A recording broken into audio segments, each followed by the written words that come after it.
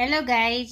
आज के स्पृता पहचान क्लासेस में मैं लेके आई हूँ गोधुली भाग 1 क्लास 9th बिहार बोर्ड काव्यखंड पाठ 11 समुद्र, जिसके कवि हैं सीताकांत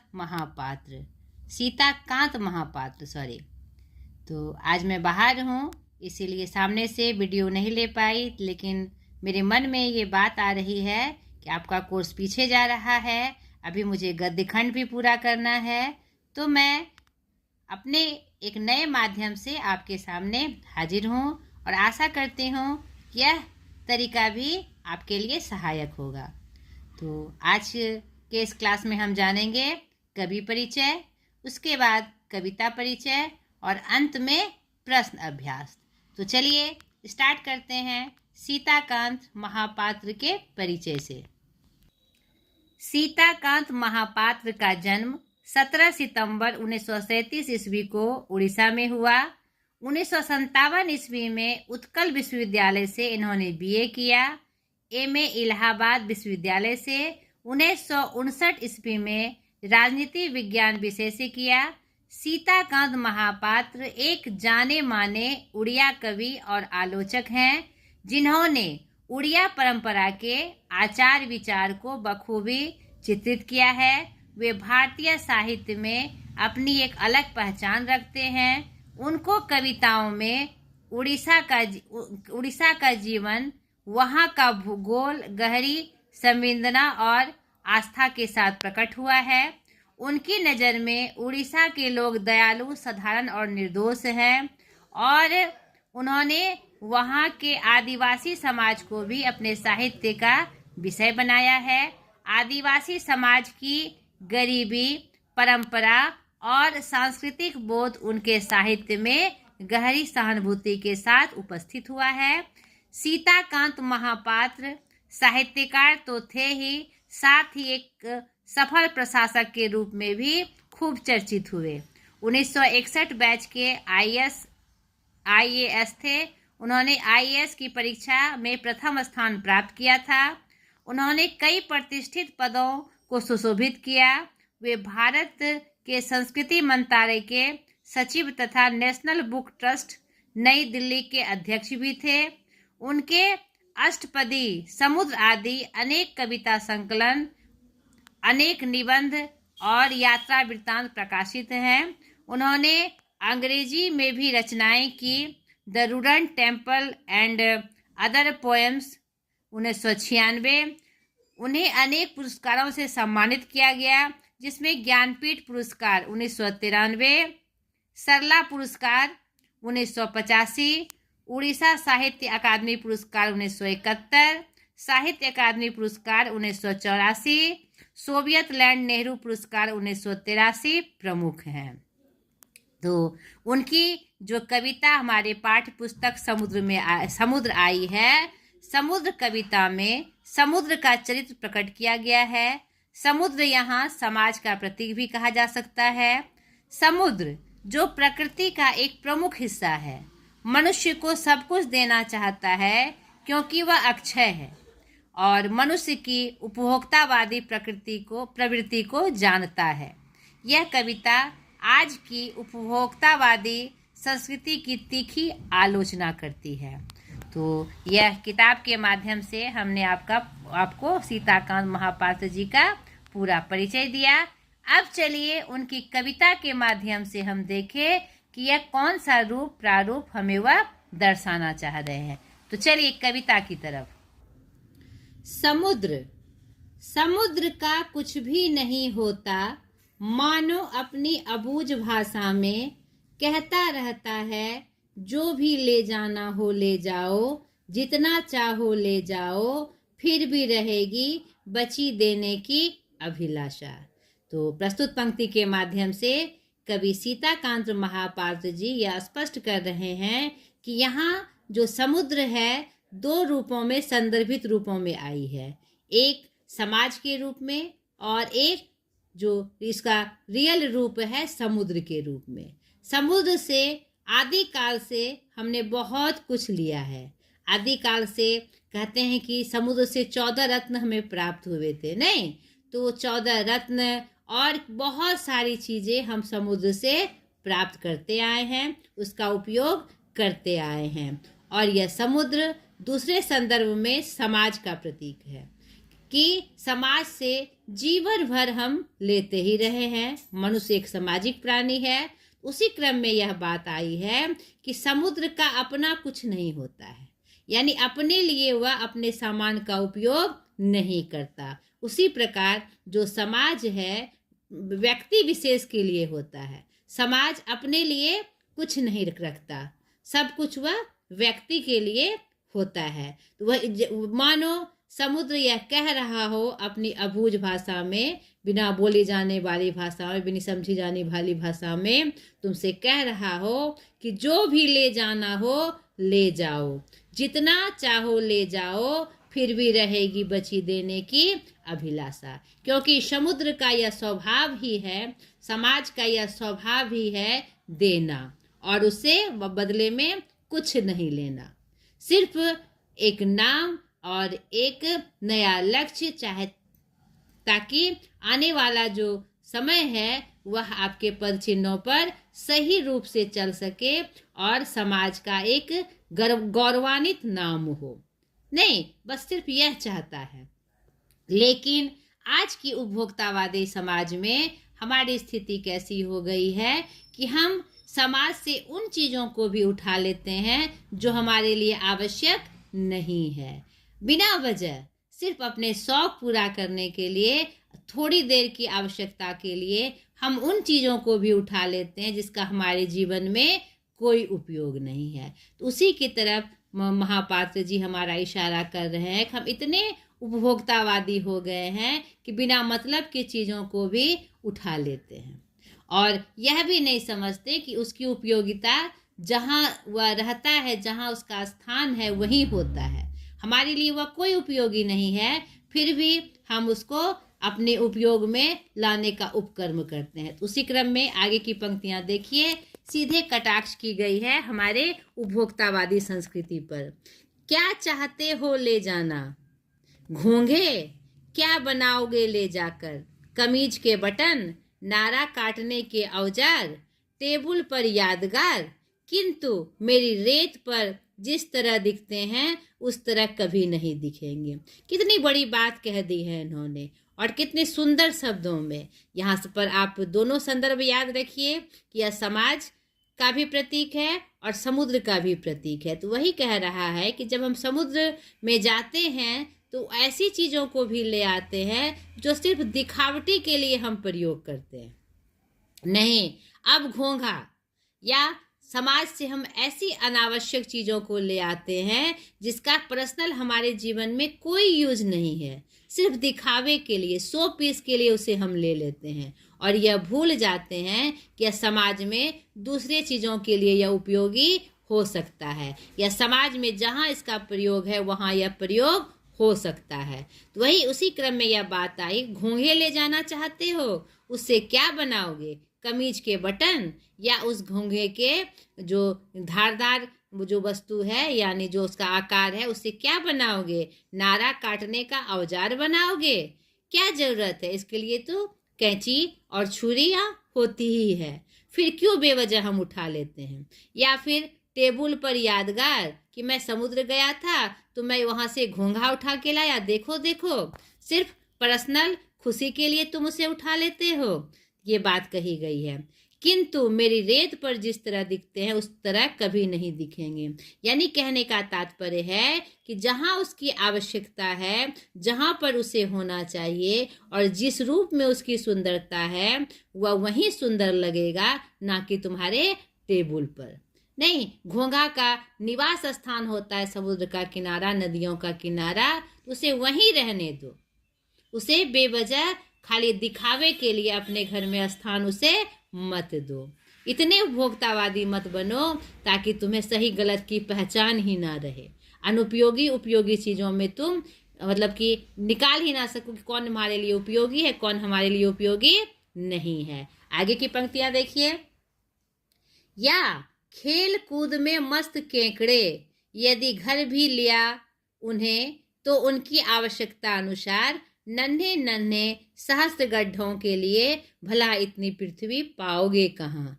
वही बात कही गई है, क्या ले जाना चाहते हो? उन केकड़ों को, यानी ऐसी चीजों को समाज से हम उठा लेते हैं जो मतलब सिर्फ हमारे लिए खेल का साधन बन जाती है, नहीं दिखावे का साधन बन जाती है।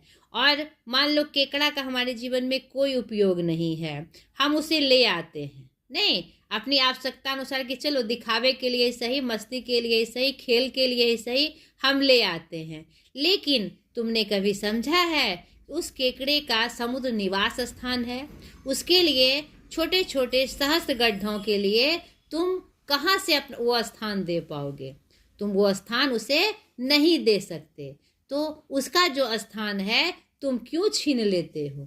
जहाँ वह उपयोगी है उसे वहीं रहने दो। यही बात समाज के संदर्भ में भी आती है कि बहुत ऐसी चीज़ों को हम बेवजह उठा लेते हैं जो हमारे लिए उपयोगी नहीं है, उसका स्थान वहीं रहना चाहिए जहाँ वह पड़े रहते हैं।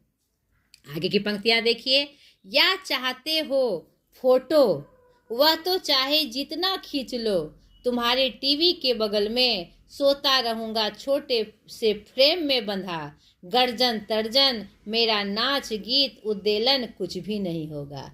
कितनी अच्छी बात और कितने सुंदर तरीके से कटाक्ष करते हुए कवि कह रहे हैं कि तुम क्या ले जाना चाहते हो अपने फोटो में? यादगार फोटो कितना भी तुम खींच लो, कितना भी अपने टीवी के बगल में फ्रेम में उसे सजा लो, अपने खुशी के लिए, अपने प्रवृत्ति को दिखाने के लिए, अपने उपभोक्तावादी व्यवहार के लिए, लेकिन समुद्र में तुम कितना भी समुद्र का तुम कितना भी फोटो ले लो तो क्या समुद्र का वह वास्तविक रूप, वह गर्जन तर्जन क्या तुम्हारे फोटो में सुनाई पड़ेगा?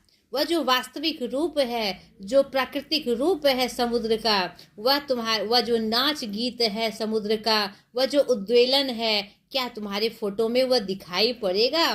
कुछ भी नहीं होगा, वह तुम्हारे में कुछ भी नहीं होगा। सिर्फ दिखावे के लिए तुम उसे अपने साथ ले जाना चाहते हो और उसी में खुश हो जाते हो, नहीं अपने कर्तव्य को भूलकर कि समुद्र में अब तुम घूमने आते हो, तुम्हारा स्वागत है, तुम जो चीज़ ले जाना चाहते हो तुम्हारा स्वागत है, मुझे सिर्फ देने की ही अभिलाषा है, समाज भी सिर्फ तुम्हें देना ही चाहता है, लेकिन हम लेना तो जानते हैं और समाज के कर्तव्यों को भूल जाते हैं कि समाज के प्रति भी हमारा कर्तव्य है, कहाँ पर क्या चीज़ होनी चाहिए, कैसे समाज में निर्वहन करना चाहिए, उस बात को हम भूल जाते हैं। इसी तरफ कवि हमारा इशारा कर रहे हैं। आगे की पंक्तियाँ देखिए, तो ले जाना हो ले जाओ जी भर, कुछ भी खत्म नहीं होगा मेरा, चिर तृषित सूर्य लगातार पीते जा रहे हैं मेरी छाती से, फिर भी तो मैं नहीं सूखा।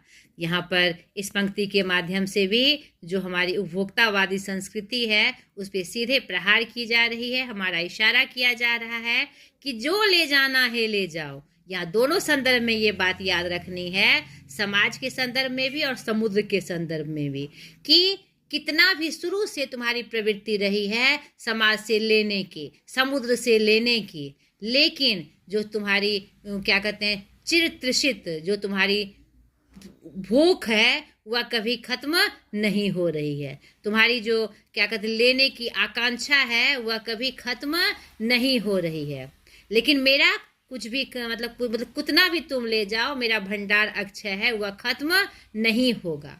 लगातार तुम्हारी यह जो इच्छा है, यह जो बुभुक्षा है तुम्हारी, वह लगातार इसे सोखने की कोशिश कर रही है, पीते जा रही है मेरी छाती से, फिर भी मैं नहीं सूखा, नहीं क्योंकि मेरा भंडार अक्षय है, तुम कितना भी इसका उपभोग कर लो फिर भी मेरी देने की प्रवृत्ति कम नहीं होगी। लेकिन अपनी प्रवृत्ति की तरफ भी ध्यान दो, अगर तुम ऐसा करते रहे तो आने वाली पीढ़ी का कौन सा रूप तुम्हारा दिखाई पड़ेगा और तुम्हारी जो गुडविल है कहाँ तक, तुम्हारी जो अच्छाई है कहाँ तक दिखेगी। अगर यही उपभोक्तावादी संस्कृति रही तो आने वाली पीढ़ी के लिए यह खतरे की निशानी है, नहीं क्योंकि उसके पास क्या कहते हैं कोई भी विचार नहीं होगा, वह भी सिर्फ उपभोक्तावादी प्रवृत्ति को अपनाएगा और फिर ये इसका इस धरती का संतुलन जो क्या होगा, बिगड़ जाएगा और हमारे जो भूख है वह कभी समाप्त नहीं होगी। आगे की पंक्तियां देखिए। और जो दे जाओगे दे जाओ खुशी खुशी, यानी चाहे वह समाज हो चाहे वह समुद्र हो, जो तुम्हें देना जानता है, सिर्फ देना जानता है और हम सिर्फ लेना जानते हैं। अपने अधिकार तो हम खूब यूज करते हैं लेकिन अपने कर्तव्यों का पालन नहीं करते हैं। समाज सिर्फ यही चाहता है कि ठीक है, जो तुम ले जाना चाहते हो ले जाओ, और क्या दे सकते हो तुम जो दे जाओगे दे जाओ खुशी खुशी, क्या पर दोगे भी क्या, सिवाय अस्थिर पद चिन्हों के, 1-2 दिनों की रिहायश के बाद, सिवा आतुर वापसी के। यानी तुम क्या दे सकते हो मुझे, सिर्फ पद चिन्ह। यह जो काल चक्र है यह घूमता रहता है और तुम्हारे जाने के बाद तुम्हारे पद चिन्ह ही रह जाते हैं। यानी तुम्हारी परछाई पद चिन्ह के माध्यम से यहाँ रह जाती है, जो आने वाले पीढ़ी को, आने वाले समय को एक सुझाव देती है। अगर तुम्हारे पद चिन्ह गलत रहेंगे, अगर तुम समाज में क्या कहते हैं गंदी या बुराइयां देखे जाओगे, तो आने वाली पीढ़ी उसी बुराई को अपनाएगी, और अच्छाई देखे जाओगे तो वह अच्छाई अपनाएगी और फिर उसका जीवन सुंदर होगा। तो वही कह रहा है कि तुम जो दे जाओगे, क्या क्या दे जाओगे, सिर्फ पद चिन्ह ही दे जाओगे और तुम्हारी फिर वापसी आएगी। इस काल चक्र में जो खत्म फिर शुरू, दो असमान प्रकृति है नहीं, तो वह काल चक्र चलता रहेगा, तुम्हारी वापसी का जो रूप है वह आते रहेगा। तो उसी क्रम में कवि आगे कहते हैं, उन पद चिन्हों को लीप पोंछ कर मिटाना ही तो है काम मेरा। अगर मैं उन पद चिन्हों को, तुम कितनी भी गलतियां करोगे समाज में, कुछ भी गलत कर्म करोगे, उसे लीप पोंछ कर मिटाना मेरा काम है। यानी समाज उसे लीप पोंछ कर मिटाता है, क्योंकि उसे यह चिंता है कि आने वाली पीढ़ी को अच्छी सबक मिले, अच्छी सीख मिले। और तुम्हारी आतुर वापसी को अपने स्वभाव सुलभ अस्थिर आलोड़न में मिला लेना ही तो है काम मेरा। तुम कुछ भी करके जाते हो, फिर भी तुम्हारी जो वापसी है, जो आतुरता है, अपने स्वभाव अनुसार मैं क्या करता हूँ, अस्थिर हो सर अपने अस्थिर आलोड़न में मैं उसे मिला लेना ही अपना कर्तव्य समझता हूँ और मैं उसे मिलाता रहता हूँ। तो तुम ऐसे पद चिन्ह छोड़ के जाओ ताकि मैं आने वाली पीढ़ी को यह समझा सकूं कि देखो तुम्हारे पीछे सब कुछ अच्छा होता आया है, तो तुम भी अच्छा करो और अच्छे पे चलो। नहीं तो बहुत ही सुंदर कविता, और यहाँ पर बहुत ही संदर्भित रूप और ही बहुत ही सुंदर मैसेज इस कविता के माध्यम से हमें प्राप्त होता है कि समाज जो सब दिन हमें देता आया है, समुद्र जिससे हम सब दिन सब कुछ पाते रहे हैं, तो हम कुछ कर्तव्य को भी याद कर ले कि समाज के प्रति भी, समुद्र के प्रति भी हमारा कर्तव्य है कि प्रकृति का जो वो अभिन्न अंग है समुद्र, उसे हम उसे सहेज कर रखें, संभाल के रखें, और इतिहास में जो हम उसे पाते रहे हैं उसके एहसान को हम मानते रहें, और समाज के भी एहसान से हम बंधे रहें। अधिकार के साथ साथ हम अपने कर्तव्यों का भी पालन करें। तो बहुत ही सुंदर कविता, मैंने पंक्तिबद्ध होते हुए इसकी व्याख्या की। तो आप सर्वप्रथम पूरी कविता को पढ़कर अपने शब्दों में इसका भावार्थ लिखिएगा। अब चलिए प्रश्न अभ्यास की तरफ मैं आपको इशारा कर दूं ताकि आपको इसमें सहायता प्राप्त हो जाए। चलिए प्रश्न अभ्यास की तरफ।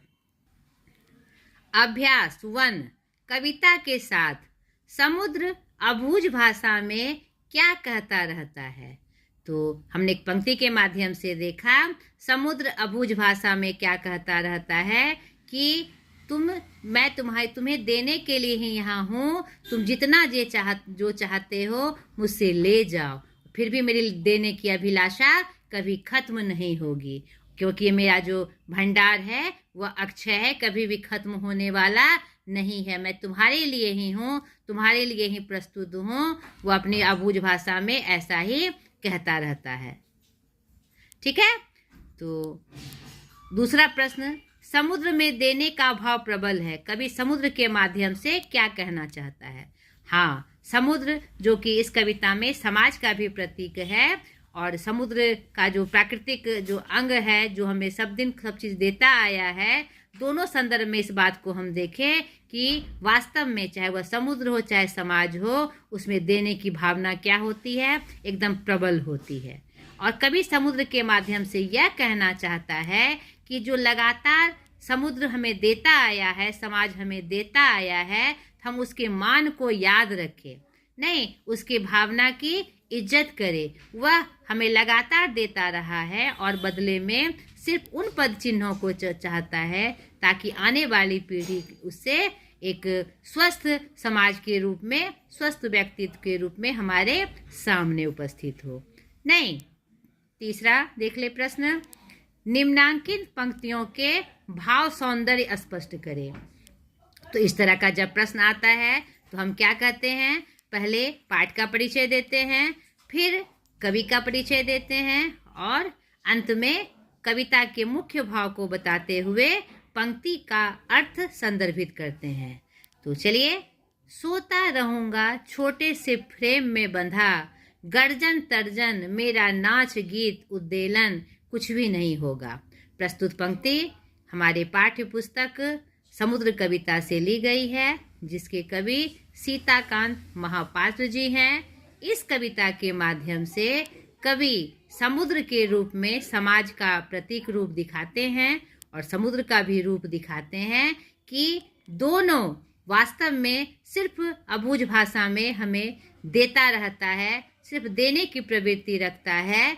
और इस कविता के माध्यम से कवि हमारी जो उपभोक्तावादी प्रवृत्ति है उस पर कटाक्ष करते हैं कि हम इतने उपभोक्तावादी हो गए हैं तो हम ऐसे चीज़ों को भी समाज से लेते हैं जिसके हमारे जीवन में कोई उपयोगिता नहीं है, सिर्फ दिखावे के लिए और सिर्फ खेल के लिए है उसे हम उठा लेते हैं बिना सोचे समझे। उसी क्रम में यह पंक्ति आई है कि समुद्र में क्या कहते हैं, तुम क्या उठा ले आओगे, घोंगे नहीं, या फिर ऐसी कोई वस्तु जो तुम्हारा क्या होगा, फ्रेम में बंधा रहेगा, या फिर फोटो खींचकर जो तुम समुद्र का रूप अपने फोटो में खींचते हो वह क्या होगा, वह सिर्फ फ्रेम में, छोटे से फ्रेम में बंधा तुम्हारे टीवी के पास रखा रहेगा या तुम्हारे शो के लिए रखा रहेगा, दिखावे के लिए रखा रहेगा।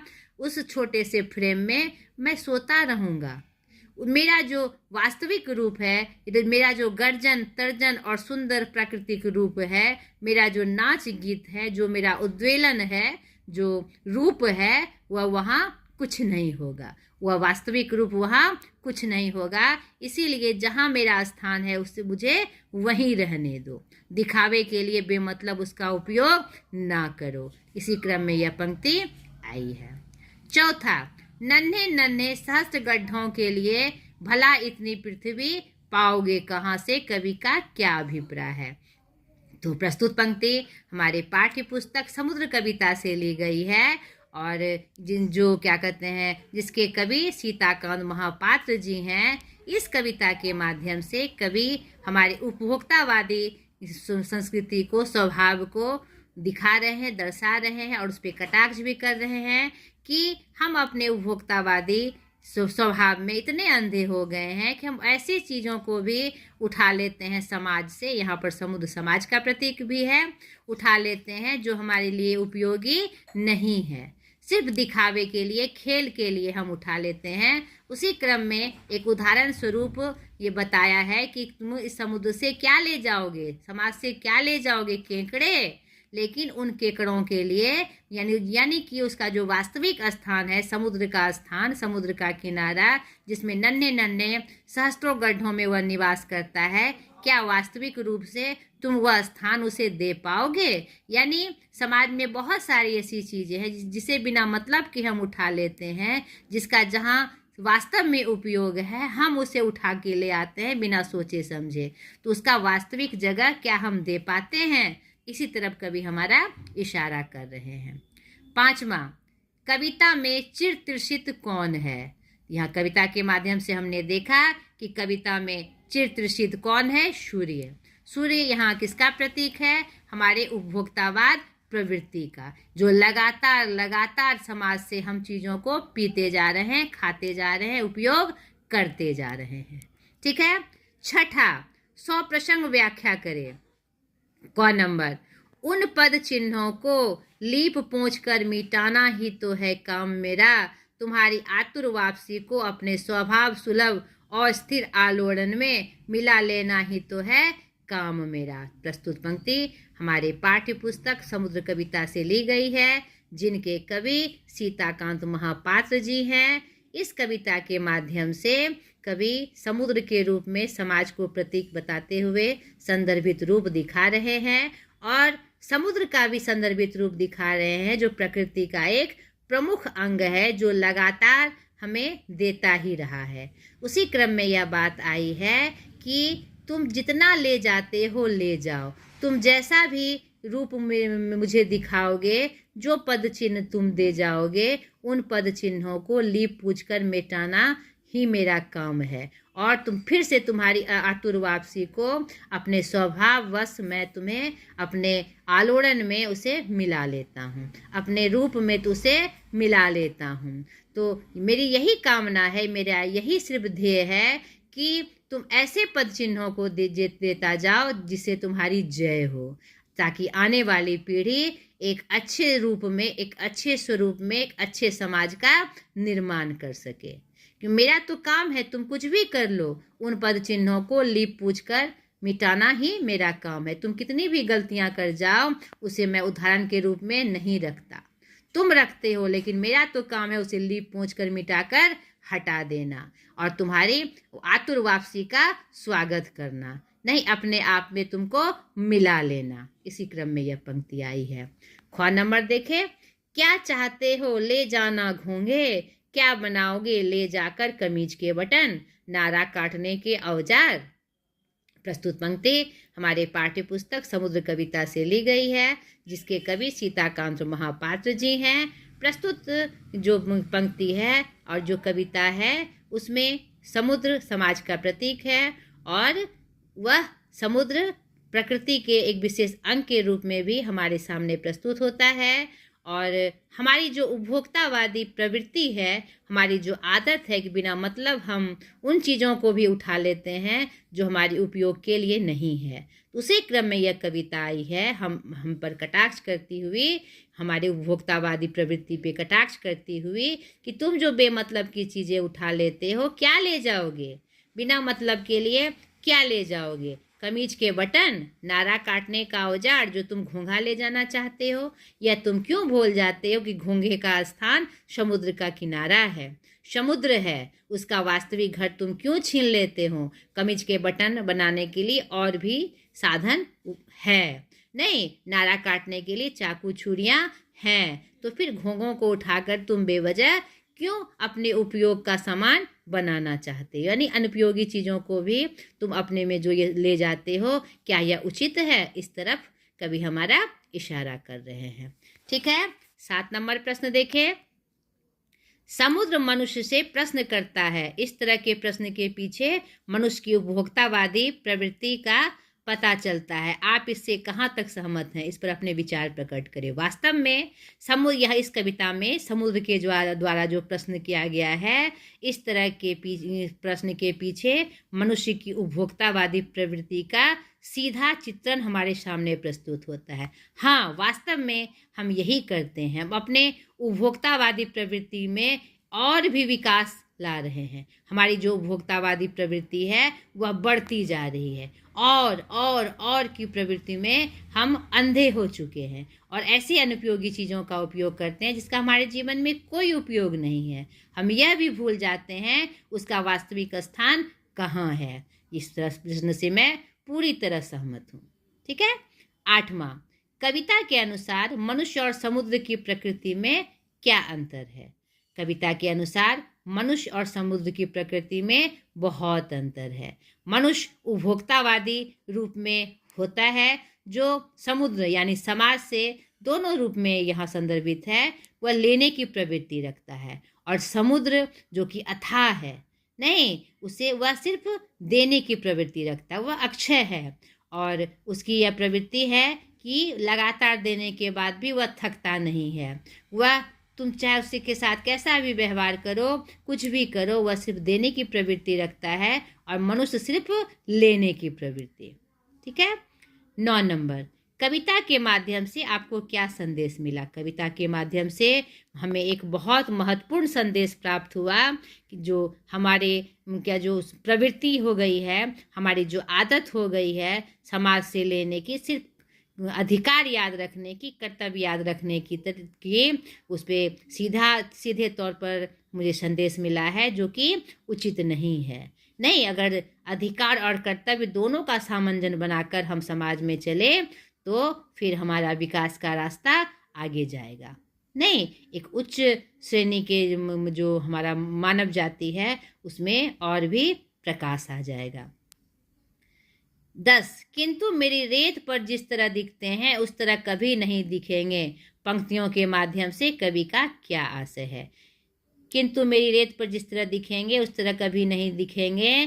प्रस्तुत पंक्ति हमारे पाठ्य पुस्तक समुद्र कविता से ली गई है। इस पंक्ति के माध्यम से कवि यह बताना चाह रहे हैं कि जिसका जो स्थान है वह वहीं सुंदर लगता है, वहीं उसका स्थान है, लेकिन बेवजह उसमें छेड़छाड़ करके हम उसे उसके स्थान से अलग कर देते हैं, सिर्फ अपने खेल के लिए, अपने दिखावे के लिए, शोपीस बनाने के लिए।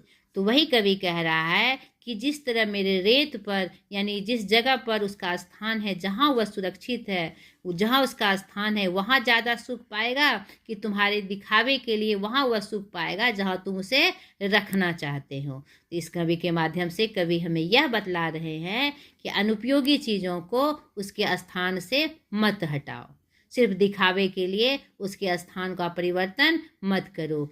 तुम ये सोचो कि अगर तुम्हें तुम्हारे स्थान से हटाकर कहीं और रख दिया जाए तो क्या वहाँ तुम सरलता से जीवन बिता सकते हो? क्या सही रूप से वहाँ तुम रह सकते हो? तो उसी प्रकार किसी और के बारे में हमें यह समझना चाहिए कि जहाँ उसका स्थान है बेवजह उसे हम हटाकर उसका स्थान परिवर्तन क्यों करें? उसका जो जीवन जो है स्थान है उसे हम क्यों हटाना चाहते हैं, क्यों बर्बाद करना चाहते हैं?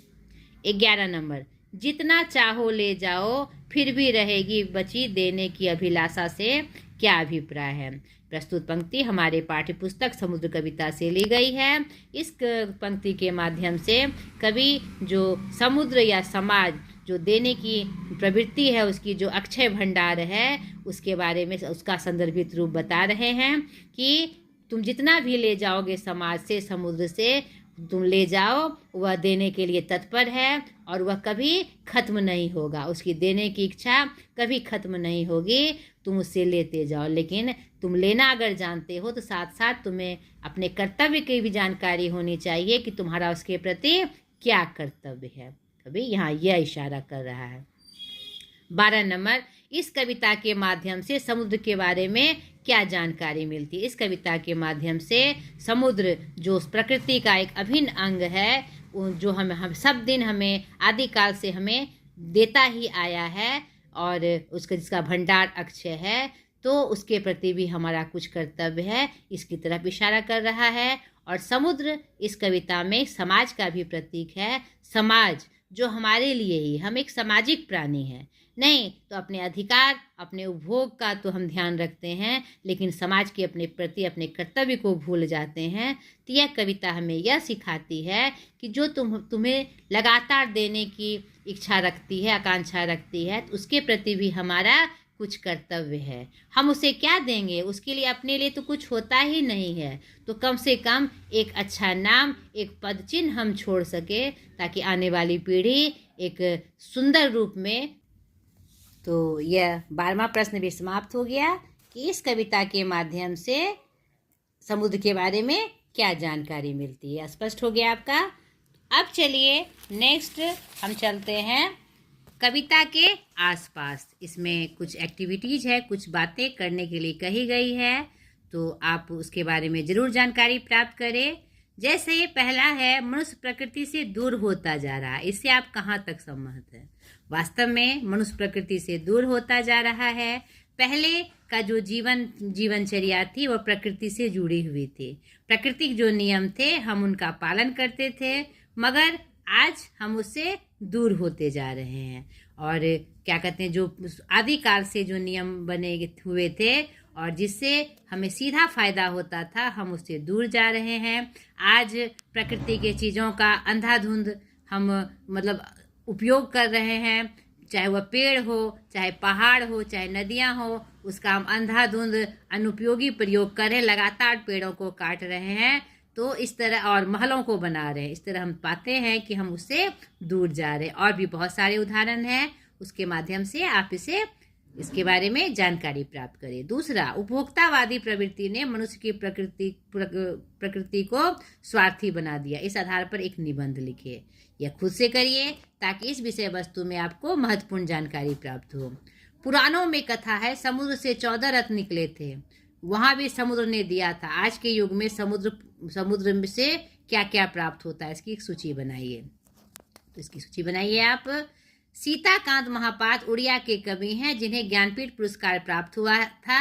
ज्ञानपीठ पुरस्कार प्राप्त करने वाले हिंदी के लेखकों की सूची बनाएं, जिसमें रचना और वर्ष का भी उल्लेख हो। ये जरूर करिए, ताकि आपको ज्ञानपीठ पुरस्कार, जो साहित्य का एक सर्वोच्च पुरस्कार होता है, उसके बारे में आपको पता लगाना चाहिए कि प्रथम किसे मिला और यह किस किस लेखकों को और कवियों को प्राप्त हुआ है। ये महत्वपूर्ण जानकारी आपको प्राप्त होगी।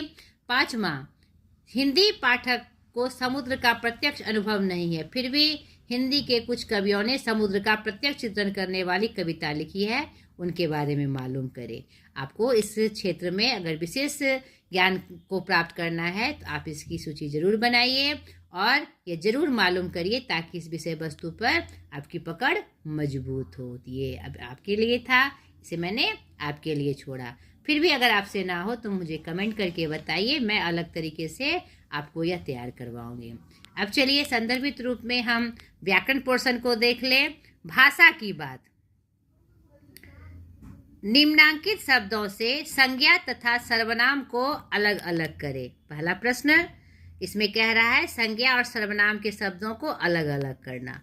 तो संज्ञा किसे कहते हैं? किसी व्यक्ति, वस्तु, स्थान या भाव के नाम को संज्ञा कहते हैं। और संज्ञा के बदले जिन शब्दों का प्रयोग हो उसे सर्वनाम कहा जाता है। तो शब्द में देखिए, समुद्र क्या है? जातिवाचक संज्ञा है। कुछ क्या है हमारा? सर्वनाम है, अनिश्चितवाचक सर्वनाम। टेबुल क्या हुआ हमारा? आपका संज्ञा शब्द हुआ। अपने क्या हुआ मेरा? सर्वनाम शब्द हुआ। फोटो क्या हुआ हमारा? संज्ञा शब्द हुआ। तुम्हारे सर्वनाम शब्द।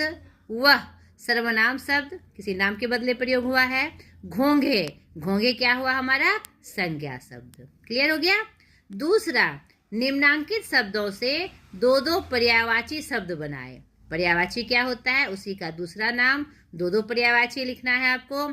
समुद्र, सागर, क्षीर नहीं, अभिलाषा, इच्छा, आकांक्षा, पृथ्वी, धरा, भू, धरती आदि। सूर्य, रवि, भास्कर, दिनकर। ठीक है। तीसरा, निम्नांकित शब्दों से समास बनाए। अस्थिर, समास बनाने कह रहा है, समास विग्रह नहीं, समास बनाए या बताए। अस्थिर, जो स्थिर नहीं है, नए समास। पद चिन्ह, पद के का चिन्ह, यह क्या हुआ हमारा? तत्पुरुष समास, क्योंकि इसमें कारक चिन्हों का प्रयोग है। मैंने समास का पूरा वीडियो डाला हुआ है, आप जाकर जरूर एक बार देख ले। आवश्यकता अनुसार, आवश्यकता के अनुसार, यहाँ पर के चिन्ह है, यह भी हमारा क्या होगा? तत्पुरुष समास होगा।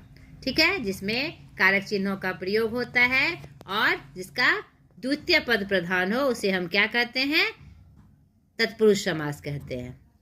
चौथा, कविता से विदेशज शब्द चुने। तो कविता में बहुत सारे विदेशज शब्द आए हैं, बटन और भी कुछ शब्द हैं, तो उसे आप चुनकर अलग करें। विदेशज शब्द यानी दूसरी भाषाओं से जो शब्द आते हैं, दूसरे देशों से जो शब्द आते हैं, दूसरी भाषाओं से, उसे हम क्या कहते हैं? विदेशज शब्द। पांचवा, पठित कविता से क्रियापद को चुने। क्रियापद जो जिससे काम करने का बोध हो, जाना, खाना, पढ़ना, सोना। तो के कविता में जो इस तरह का क्रियापद आया हो उसको आपको चुनना है। छठा, निम्नांकित रेखांकित कारक चिन्हों को पहचाने। कारक क्या करता है? संज्ञा या सर्वनाम का संबंध वाक्य में अन्य शब्दों से बताता है। कारक के कितने भेद?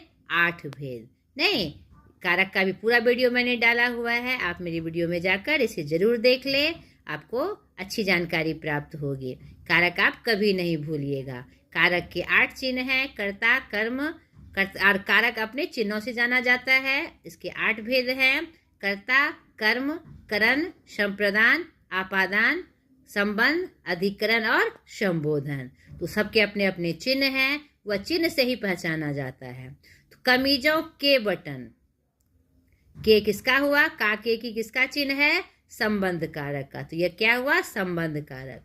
टेबुल पर और में किसका चिन्ह है? अधिकरण का। तो यह अधिकरण कारक हुआ। खेल कूद में मस्त केकड़े, में किसका चिन्ह है? अधिकरण कारक। नन्हे नन्हे सहस्त्र गड्ढों के लिए किसका चिन्ह है? संप्रदान के लिए, संप्रदान कारक का। उन पद चिन्हों को, का के की को, नहीं सॉरी नहीं, का के की नहीं, को यानी कर्म, कर्म को, कर्म कारक का ये चिन्ह होता है। तो ये क्या होगा हमारा? कर्म कारक। तो यहाँ पर आपका प्रश्न अभ्यास भी समाप्त हुआ। आशा करती हूँ यह स्टाइल भी आपको पसंद आया होगा और मैं सहायक हुई होंगी आपके लिए। अब कुछ भी हो, मेरी कोशिश रहेगी कि आपका वीडियो मैं समय पर दे सकूं, ताकि आपके लिए मैं सहायक हो सकूं। तो आज तक के लिए इतना ही। अगले वीडियो में फिर एक नए क्लास के साथ, एक नए चैप्टर के साथ मैं हाजिर होंगी। और पुनः आपसे निवेदन है कि मेरे इस चैनल को सब्सक्राइब करें और दूर दूर तक इसे शेयर करें, ताकि और बच्चों को इसका फ़ायदा मिल सके। बहुत सारे यूट्यूब में वीडियो हैं, लेकिन मेरी इच्छा है कि जो मैं मेहनत आपके प्रति करती हूँ वह भी दूर दूर तक बच्चों तक पहुँचे। इसी आशा के साथ फिर पुनः मैं अगली वीडियो में प्रस्तुत हो जाऊँगी। बाय।